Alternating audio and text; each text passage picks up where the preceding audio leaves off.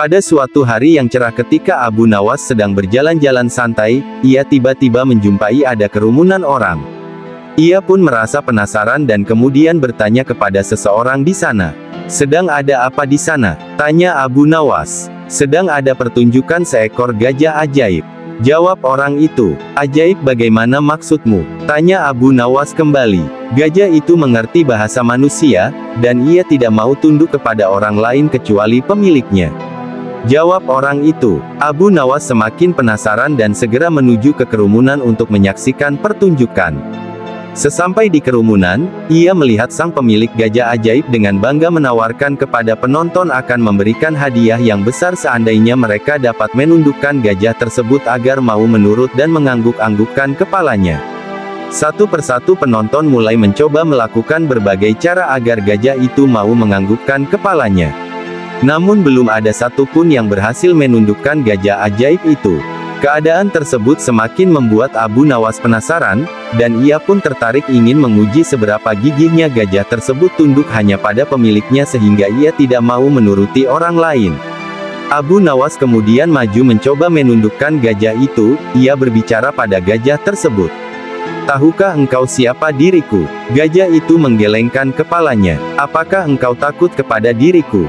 Gajah itu tetap menggelengkan kepalanya. "Takutkah engkau kepada tuanmu?" Gajah itu mulai ragu dan Abu Nawas kembali bertanya.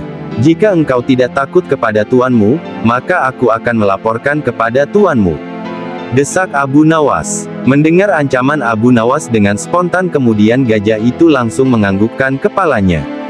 Gajah tersebut tidak teringat akan perintah tuannya untuk tidak menurut kepada orang lain.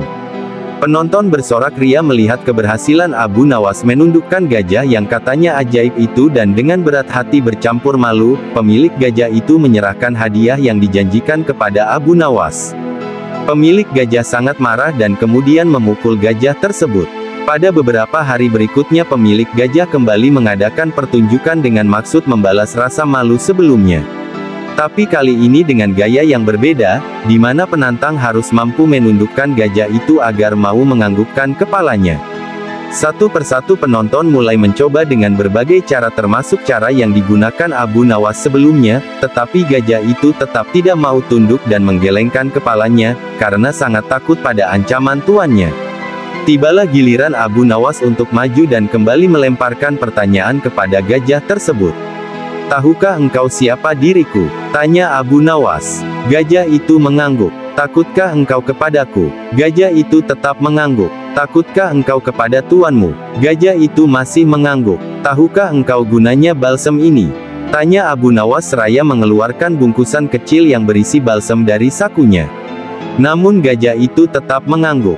Abu Nawas kembali bertanya, "Apa boleh balsam ini kugosokkan pada selangkanganmu?" Gajah itu mengangguk. Abu Nawas kemudian menggosokkan balsam selangkangan gajah. Gajah tersebut merasa sangat kepanasan. Abu Nawas kemudian mengeluarkan lagi dari sakunya bungkusan balsam, kali ini lebih besar dan dia kembali bertanya kepada gajah tersebut. "Apakah boleh aku menghabiskan balsam ini untuk kugosokkan pada selangkanganmu?" tanya Abu Nawas. Gajah itu sangat ketakutan dan lupa akan ancaman tuannya. Dengan spontan kemudian gajah itu langsung menggelengkan kepalanya. Untuk kesekian kalinya Abu Nawas dapat menundukkan gajah itu dan kembali pulang dengan membawa hadiahnya. Alkisah, pada suatu malam dalam tidurnya Baginda Raja Harun al-Rasyid bermimpi bertemu seorang lelaki tua. Dalam mimpinya laki-laki itu tua berpesan kepadanya jika negeri yang dipimpinnya akan ditimpa musibah. Oleh sebab itu, agar dapat menghindari bencana itu ia harus mengusir seorang penduduk negerinya yang bernama Abu Nawas. Esoknya setelah ia terbangun Baginda Raja mulai gelisah hatinya mengingat mimpi yang dialami semalam. Ia kemudian memerintahkan kepada pesuruhnya untuk menghadirkan Abu Nawas ke istana. Tatkala Abu Nawas telah berada di istana, Baginda kemudian berkata kepada Abu Nawas, "Hai Abu Nawas, semalam aku bermimpi yang sangat aneh dan aku merasakan jika mimpi itu adalah suatu pertanda buruk bagi negeriku. Dalam mimpiku aku bertemu seorang laki-laki tua yang memakai pakaian serba putih. Ia mengatakan kepadaku jika negeri ini akan ditimpa bencana yang sangat besar. Agar itu tidak terjadi, ia berpesan agar aku mengusir seorang rakyatku dari negeri ini yang bernama Abu Nawas, dan ia juga mengatakan jika Abu Nawas itu ingin kembali maka hendaklah dia tidak berpijak di atas bumi atau mengendarai tunggangan apapun, tapi jika ia tidak bisa melakukan seperti itu maka ia tidak boleh lagi kembali ke negeri ini. Oleh sebab mimpi itu maka aku yakin ada sebuah kesialan atas dirimu. Maka aku memutuskan untuk mengusirmu dari negeri ini, kata Baginda. Dengan perasaan yang berkecamuk setelah mendengarkan perintah Baginda Raja atas pengusiran dirinya, Abu Nawas kemudian meninggalkan istana dan kembali ke rumah. Ia menceritakan kepada istrinya tentang apa yang telah dititahkan Raja kepadanya. Istrinya merasa sangat sedih. Abu Nawas kemudian pergi meninggalkan keluarganya dengan bekal yang dibawa seadanya. Ketika dalam perjalanan ia terus memohon kepada Tuhan agar diberi petunjuk, ia pun terus memutar otaknya agar dapat keluar dari masalah itu. Abu Nawas terus berjalan tanpa tujuan yang pasti hingga ia berada di sebuah negeri. Selama beberapa hari di sana ia terus berpikir bagaimana cara ia kembali ke negeri Baghdad tanpa melanggar apa yang telah dipesankan Raja kepadanya, yaitu tidak boleh menginjak bumi dan tidak pula mengendarai tunggangan apapun. Bukan Abu Nawas namanya jika ia memiliki keputusasaan. Abu Nawas tidak berputus asa atas apa yang telah menimpanya. Meskipun alasan yang membuat ia diusir sama sekali tidak masuk akal, ia menerimanya dengan ikhlas, selalu berdoa kepada Allah dan berpikir untuk bisa keluar dari setiap masalah yang menimpanya. Tibalah pada suatu hari ia merasa rindu berat kepada keluarganya di negeri Baghdad. Namun ia belum menemukan cara untuk kembali, hingga pada suatu hari lain tiba-tiba dia menemukan sebuah cara yang sangat masuk akal dan tidak membuatnya melanggar perintah Raja.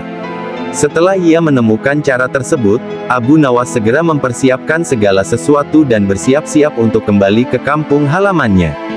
Kabar kembalinya Abu Nawas mulai tersebar dalam negeri hingga ke telinga Baginda. Rakyat menyambut gembira kepulangan Abu Nawas karena kecintaan akan dirinya. Baginda Raja juga ikut senang, tapi dalam suasana yang berbeda. Jika rakyat senang karena mereka menyukai Abu Nawas, Baginda Raja senang karena kali ini ia dapat leluasa memberi hukuman kepada Abu Nawas. Baginda berpikir pasti mustahil Abu Nawas dapat kembali tanpa berpijak pada bumi atau menunggangi sesuatu. Tibalah Abu Nawas di istana dan menghadap Baginda Raja. Kehadirannya di istana membuat Baginda Raja sangat kaget ketika melihat Abu Nawas bergelantungan mengikat dirinya di bawah seekor keledai, dan kemudian Abu Nawas berkata kepada Baginda Raja, "Wahai Baginda Raja, bukankah engkau telah mengusirku dari negeri ini, dan melarangku kembali dengan berjalan memijak bumi dan tidak pula boleh menunggang apapun? Maka oleh sebab itu aku telah kembali dengan tidak memijak pada bumi dan tidak pula menunggung apapun, kecuali aku bergelantungan di bawah perut keledai." Melihat tingkah pola dan alasan yang diberikan Abu Nawas, Baginda Raja pun merasa masuk akal dan sangat memuaskan beliau. Akhirnya Abu Nawas bisa kembali ke keluarganya dan terbebas dari hukuman Baginda Raja.